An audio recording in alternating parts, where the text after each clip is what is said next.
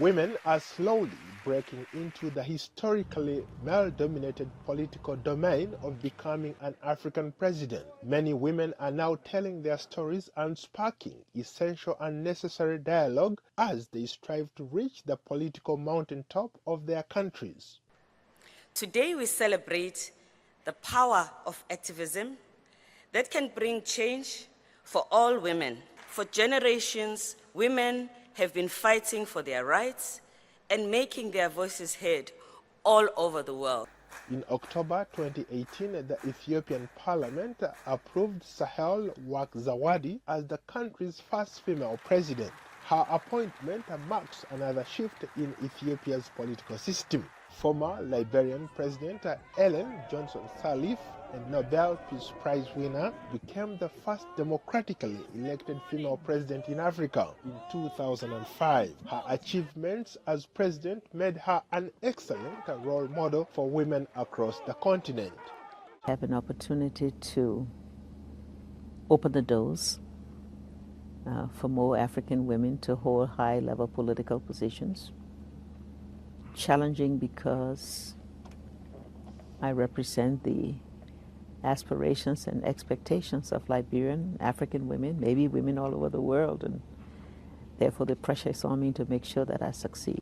As a trailblazer for women, Sirleaf has inspired more women to join politics. The rise of former Malawian President Joyce Banda did not come easy. Her ability to reach the nation's highest office despite repeated hardships is remarkable. She rose through the ranks to become Malawi's first female president. But when you get into leadership as a woman, the first thing you look at, you notice first, is the well-being of fellow women.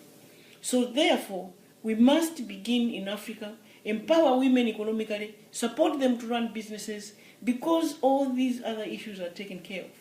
Another woman who reached the pinnacle of her country's political leadership is former Central African Republic President Catherine Samba-Panza, who served as interim president from 2014 to 2016. She was the first woman to become head of state in that country. Another female politician on the rise is Gambia's Vice President Fatoumata Tabang Jang, appointed in 2017. She is a strong advocate for women and a staunch human rights defender. The pool of qualified women is growing as more women vie for political office. Former long-time Zimbabwean Vice President Joyce Mujuru was considered a political successor to Robert Mugabe until he fired her in 2014, accusing her of leading a plot to oust him.